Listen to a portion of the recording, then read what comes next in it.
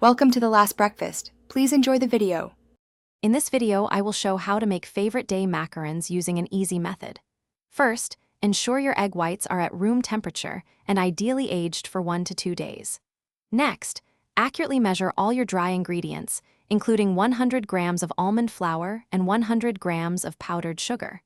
Sift these together twice to remove any lumps, which is crucial for smooth shells. Prepare your baking sheets with parchment paper or silicone mats. Now let's create the meringue. Whip 70 grams of egg whites until foamy, then gradually add 100 grams of granulated sugar, whipping until you achieve stiff, glossy peaks. If you desire colored macarons, incorporate your gel food coloring at this stage. Carefully fold the sifted almond flour and powdered sugar into the meringue in 3 additions. This step is called macaronage. The macaronage process is key.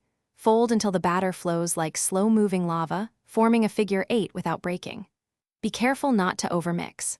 Once the perfect consistency is reached, transfer your batter into a piping bag fitted with a round tip, about 1/2 inch in diameter. Pipe uniform circles, approximately 1.5 inches wide, onto your prepared baking sheets, leaving some space between each.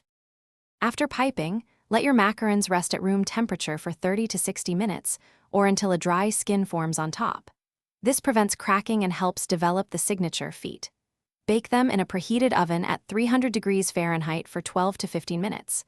Once baked, let them cool completely before filling.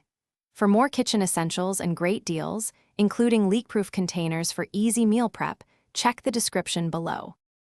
Thanks for watching. If this was helpful, leave a like and consider subscribing. See you next time.